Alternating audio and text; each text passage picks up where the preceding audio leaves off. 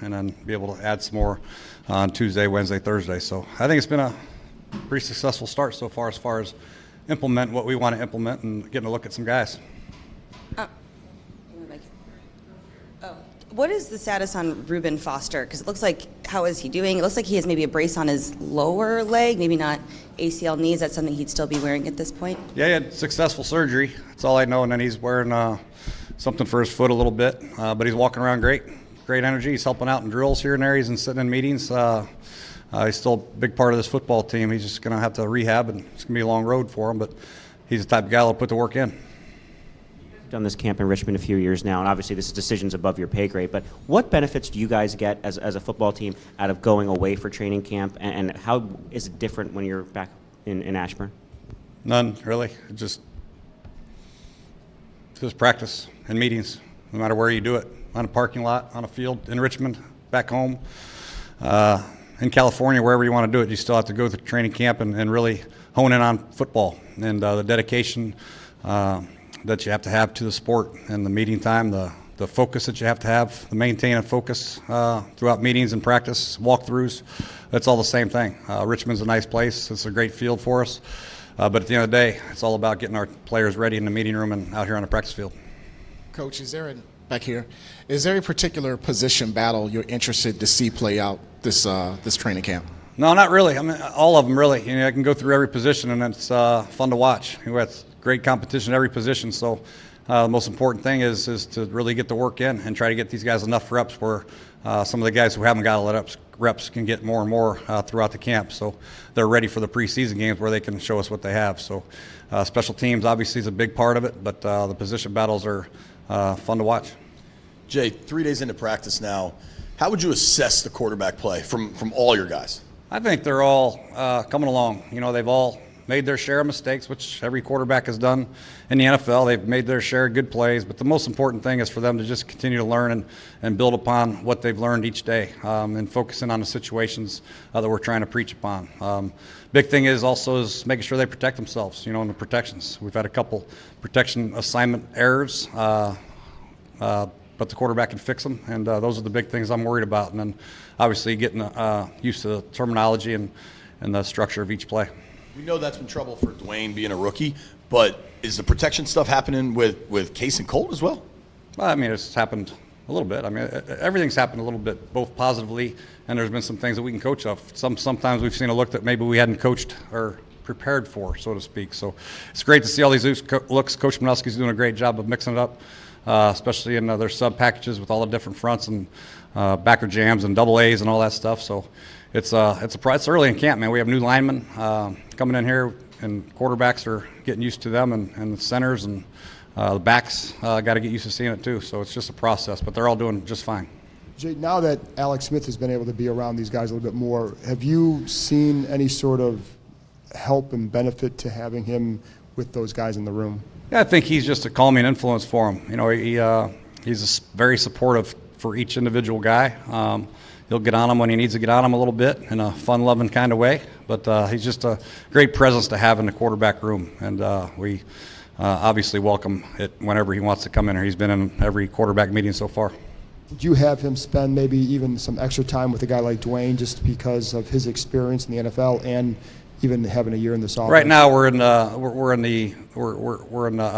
adding the plays right now, and so there's not a whole lot of extra time. We have to install plays, and we have to watch the practice tape, and we have to make the corrections and then install and prepare him for the walkthroughs and prepare him for practice and all that. So there's not a whole lot of individual time that he has.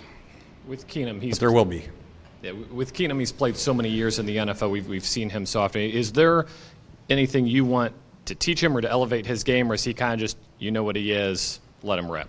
Well, he's got his own style, that's for sure. There's not a lot you can do to change a quarterback's style this late in his career, but there are some fundamental things that we can work on as far as what we try to do with footwork and timing, anticipation, reads, all that stuff. So we do have some things that we have to clean up for what we do, but for the most part, when it's all said and done and the ball's snapped, there are parts of his game that he's comfortable with doing, and he probably won't change. And some of them are very good. AJ, will Jerron go today, number one, and number two? Playing day yesterday off for Colt.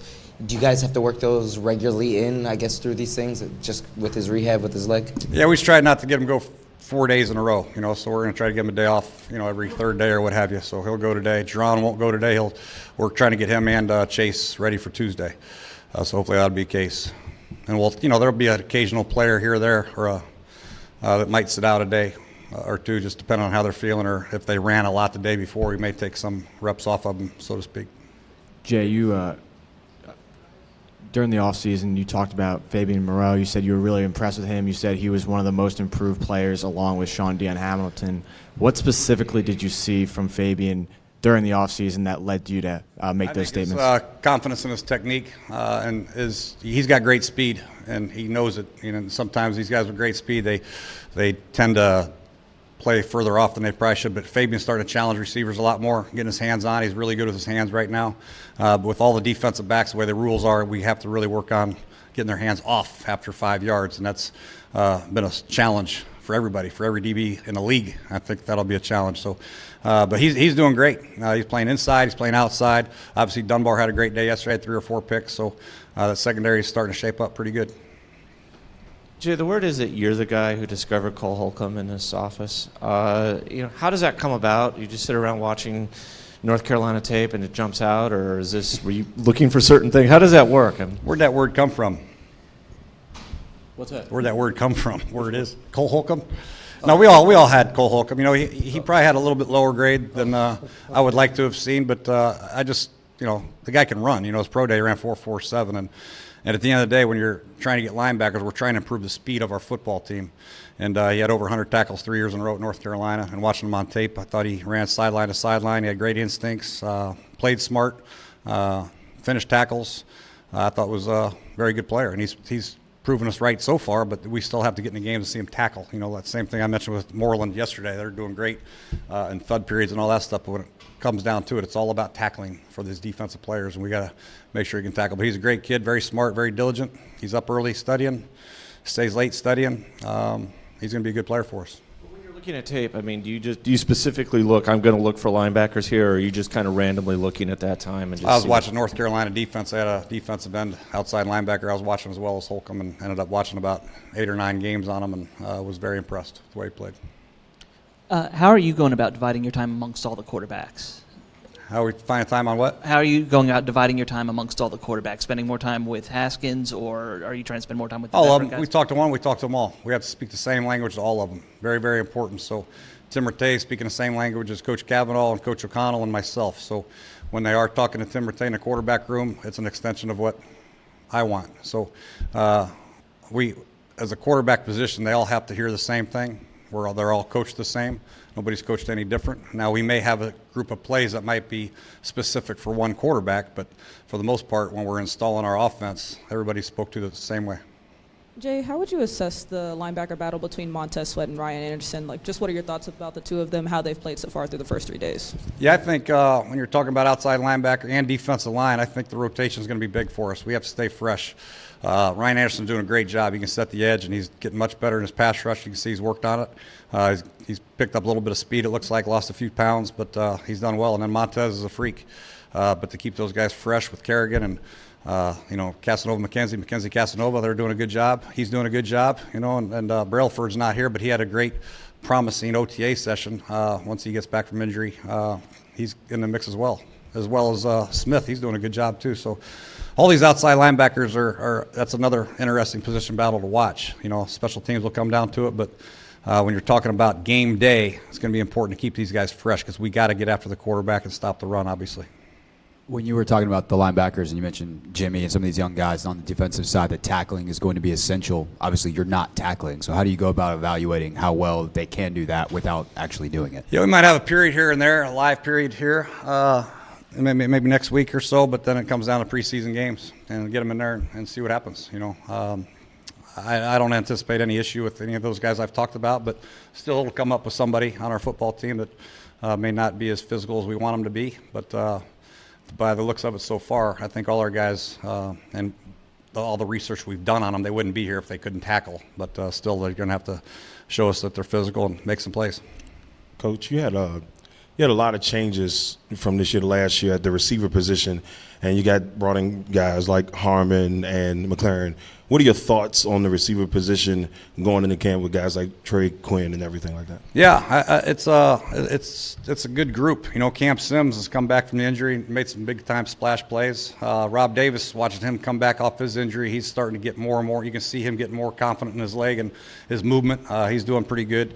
Obviously, Harmon and Terry, they're doing a great job. Paul Richardson's feeling his way back in, and then Josh is making some plays. So. Trey Quinn's got the inside spot pretty much locked down. You know, Kidsey and Sims, they're competing for the backup role probably, but we'll wait and see.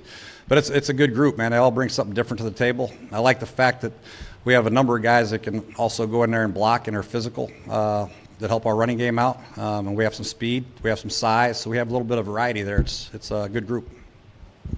What did you make of Jordan Reed's 2018? I think it's been amazing. Really, he's. Last year? What? Yeah. What? Yeah, last year. Last year? Repeat it. What do I think about his training camp so far? No, last year. What did you think of Jordan Reed's 2018 season? Well, you know, Jordan Reed, he missed the last few games because of his injury, obviously, which hurt his stats. And then we had the quarterback issues there for a little while, which probably hurt his numbers. But I think Jordan had a pretty good year. You know, it's didn't get as many touches because of the situation that we were in at quarterback probably, and then his injury at the end of the year. But he talked to anybody around the league. He's as good a tight end as there is running routes, catching the football. And then just for the guys on PUP, how are they coming along? You mentioned Jordan and Danny Johnson. Yeah, they're coming along fine. Obviously, NFI is Love. You know, it'll be a while for him probably, but the other guys, you know, Alex, you know, he's coming along fine. Who else do we have on there? I forgot. Danny Johnson and Jordan Brailford. Oh, yeah, I mentioned Brailford. He's, you know, hopefully a couple weeks out maybe. We'll wait and see. Danny's getting close as well.